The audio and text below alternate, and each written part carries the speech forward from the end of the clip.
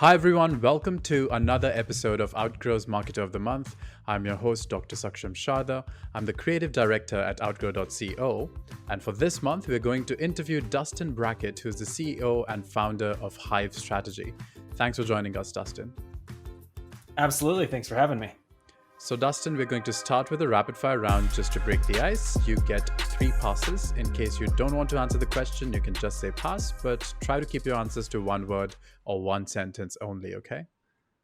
Sounds great. All right, so the first one. At what age do you want to retire? I don't know if I want to retire. Okay. How long does it take you to get ready in the mornings?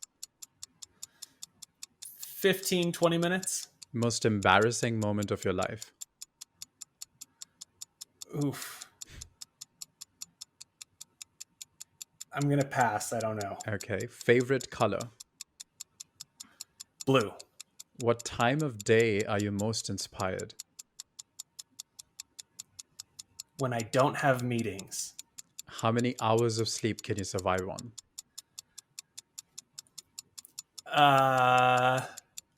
5. Fill in the blank. An upcoming marketing trend is blank. Using generative AI more effectively.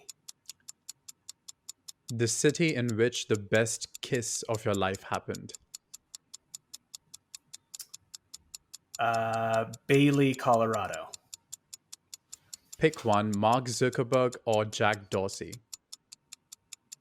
Oof. Zuckerberg. The biggest mistake of your career. Not hiring smart people earlier. How do you relax? With a glass of wine and with my wife. How many cups of coffee do you drink in a day? Way too many. Probably 4. A habit of yours that you hate. I'm a perfectionist. The most valuable skill you've learned in life. To trust my instincts. And the last one is your favorite Netflix show. I'm going to go with that 90s show because it's the most recent one I've watched. All right, well, that's the end of the rapid fire round. You answered quite a lot of them with a lot of deep thought, so that was really great. Maybe you can elaborate on why you don't ever want to retire. I don't sit still well. So if my wife ends up listening to this, she'll probably be very upset with that answer. But I enjoy work and I enjoy what I do. So, I mean, I definitely won't be 80 years old and still working as many hours as I am now. But I think having something to do with a business I own or run or whatever, I think will always be a thing. Mm-hmm. And so is there any other rapid fire question that you would like to take this moment to elaborate on that you felt needed more than a word or a sentence in an answer?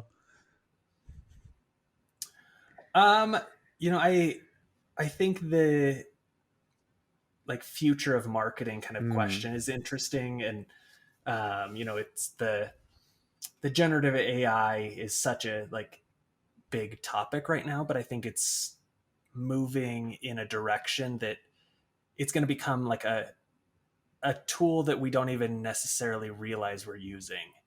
And I think that it's going to empower a lot of industries, but especially the marketing industry, to just be more efficient and produce better work faster. Mm-hmm.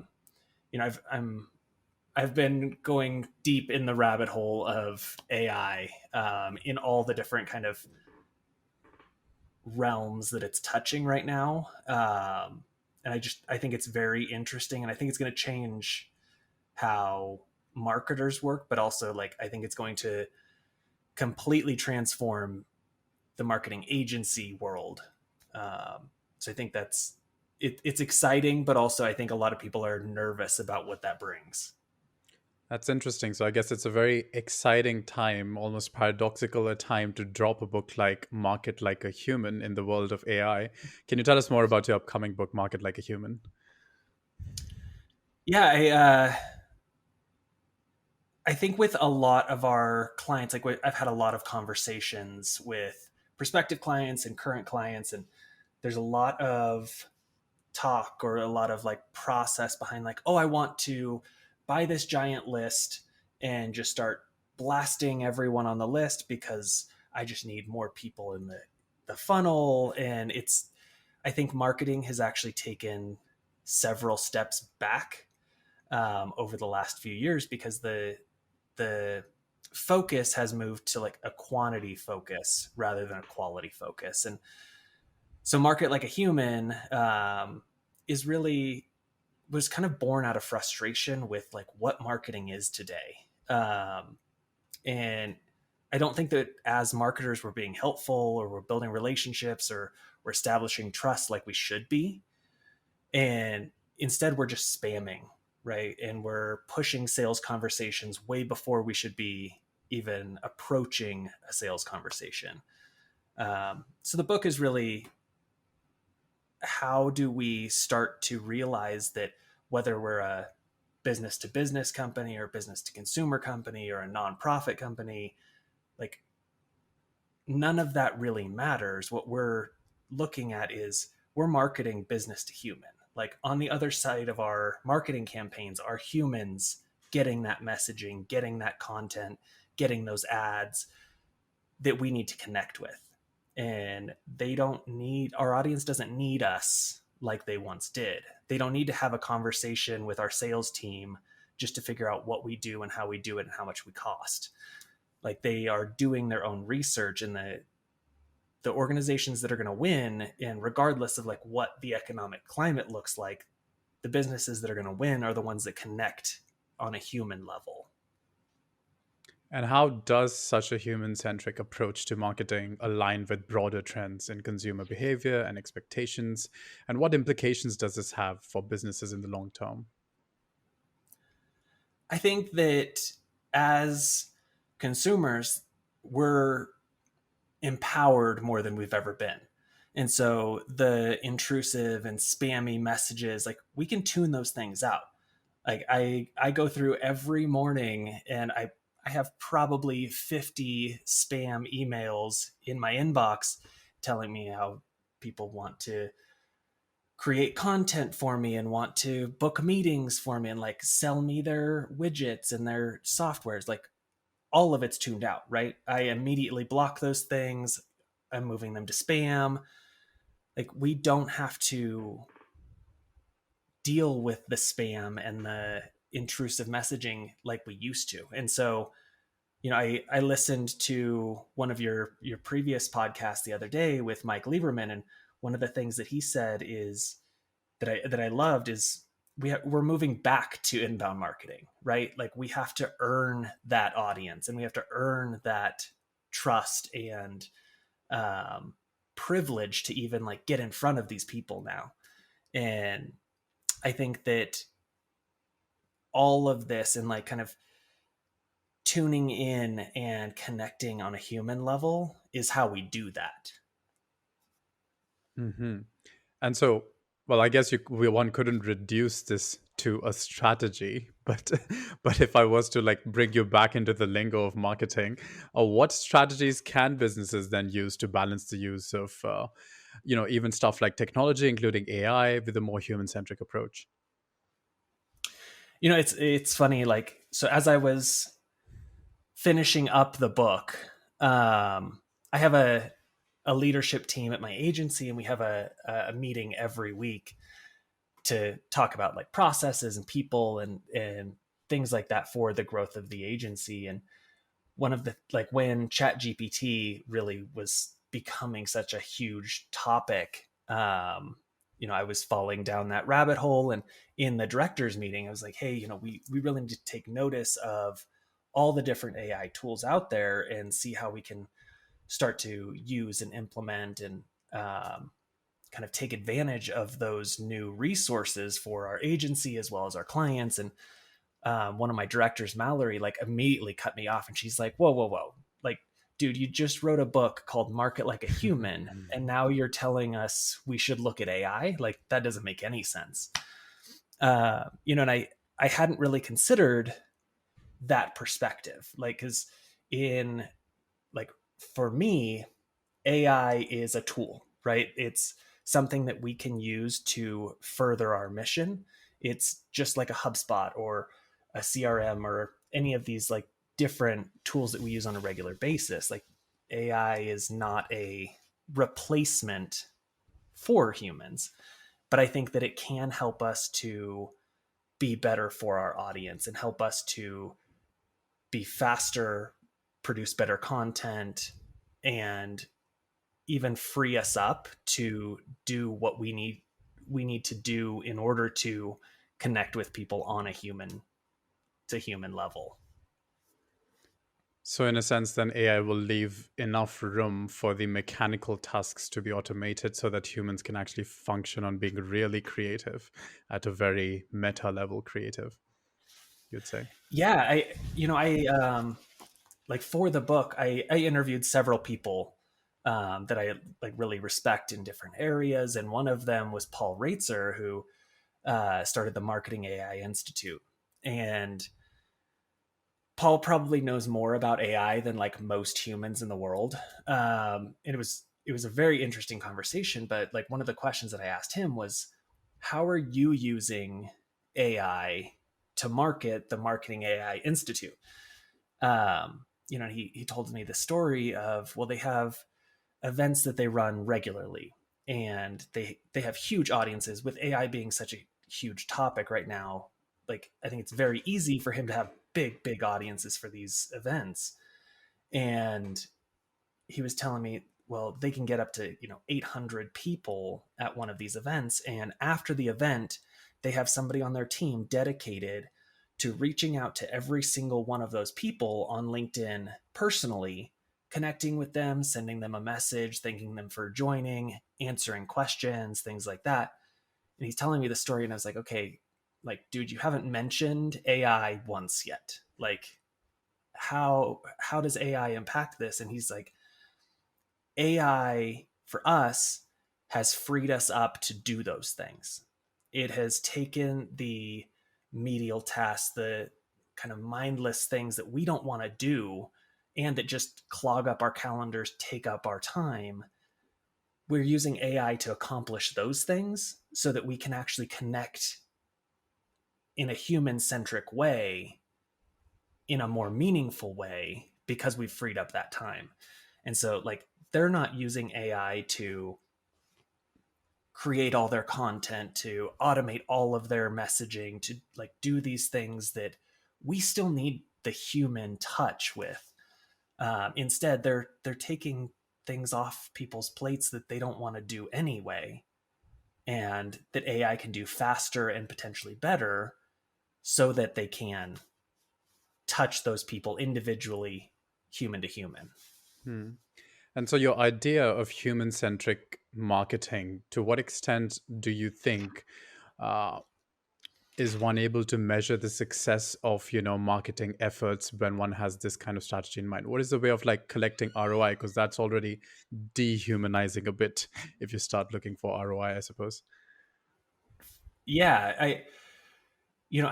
I dive into this quite a bit in the book, and I think that the way that we measure marketing and the effectiveness of our marketing is completely broken.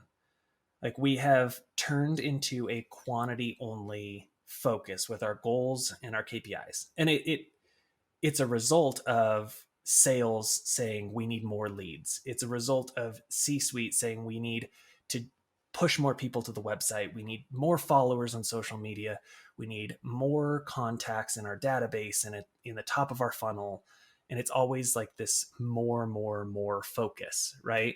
And so that's pushed our marketing efforts and our focus on our KPIs and goals to be a quantity only focus. Like, our what we're measured by are how many leads did you generate, how many website visits did you create, and not as much on how much revenue are we influencing, how many contacts are we helping to move through our funnel, our flywheel, whatever you want to call it there. How many of those people are we successfully moving through that process to get to the point where they're ready for a sales conversation? And instead, with the quantity only kind of goals and KPIs, what we're doing and what we've had to resort to as marketers is we have to check this box, right? We have to fulfill these unrealistic quantity goals. So we're gating all of our content. We're getting as many leads as we possibly can to just throw at sales that are just not good, like, or they're not ready for a sales conversation.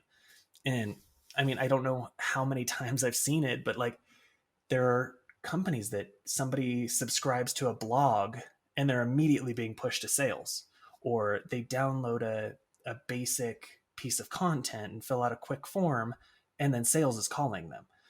And like, there's a terrible disconnect there, that this audience is not ready or looking for or expecting a sales conversation, but because we're being measured by how many leads we can generate just to like push to sales desk, that's what we're resorting to. And so I think taking a more human-centric approach with our marketing, like, it's going to take a shift in how we measure effectiveness and how impactful our marketing can be. And that's going to take buy-in from sales, and that's going to take buy-in from the C-suite.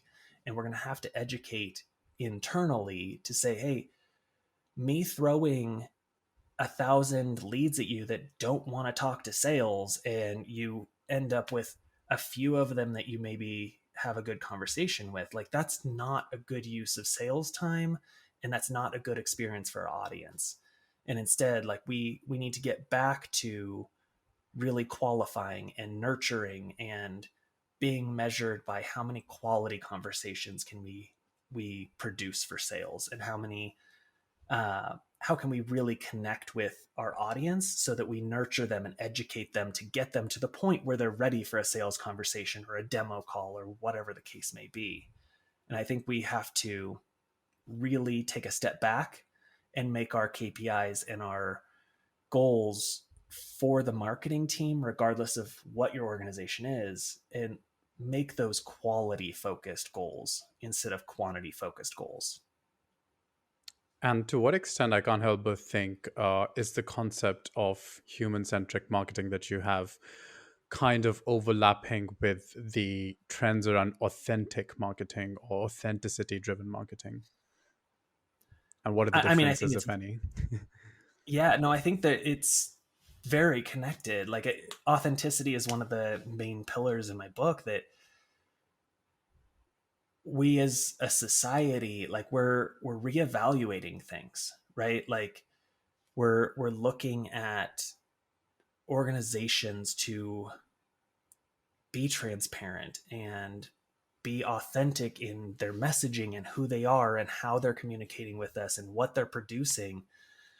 That those are the organizations that we connect with, and those are the organizations that, even if we go into a recession or like the climate ends up being continuing to get worse, like, those are still the organizations that we're going to gravitate to and that we're going to want to do business with. And I think that one of the things that we fall into as organizations is we want to be perfect all the time, and we want to only say and do and portray this perfect image, but that's not real. And so I think starting to push our people in front and really showing who we are in an authentic way, like, that is what connects, that is what builds rapport with our audience. And those are the organizations that people want to do business with. It's not any more of this, like, we're just going to push our sales messaging, or we're going to portray this perfect image. Like, embrace who you are and embrace who your people are internally, and that's going to build that trust. And so, keeping everything that you've said in till now, how would you say this affects consumers or the market in the uncertain recession-driven times that we are facing? So, how do marketers keep ahead of like changing demands of consumers in these times? I unfortunately don't think there's a silver bullet, right? Mhm. Like there's no one answer that's like, oh, we're in a poor economic climate or going into one, like do these three things and you're going to be great. That's not realistic. I think that it's an opportunity though for organizations to reevaluate how they're doing things. And my concern and my inkling is that businesses are naturally going to take the route of, we've always focused on more, like the goal is more, more, more, but now it's going to be even more than that, right? Like, so they're going to look at like, things are taking a downturn. We need marketing to produce even more leads and we need even more website visitors. And instead, it is an opportunity for us to like rethink how we're doing things. And I think that the businesses that take that opportunity to say, okay, we're not going to just put the pressure on marketing and sales for more. We're going to look at how are we engaging with our audience, those website visitors, those people that are already in our database. How can we enable them, because they're dealing with the same economy, right? Like they're dealing with, if in their businesses and their lives they're dealing with this as well. How can we help? Like how can we produce content and produce messaging that supports them in an uncertain time? And that's how we're going to move the needle there.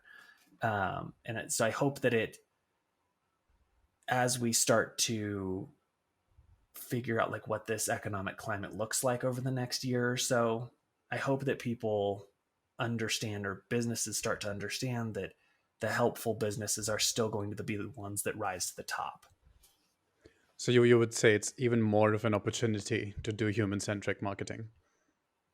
Absolutely. Like we're all, whether it's like Dustin as a consumer or Dustin as a business owner, like we're all paying very close attention to where are our dollars going. And they're going to go to the businesses and organizations that are helpful and that are helping us to achieve our goals, not just the ones that have the best fancy images or ads or clever messaging. Like it's going to be the helpful ones that connect with me on a human level.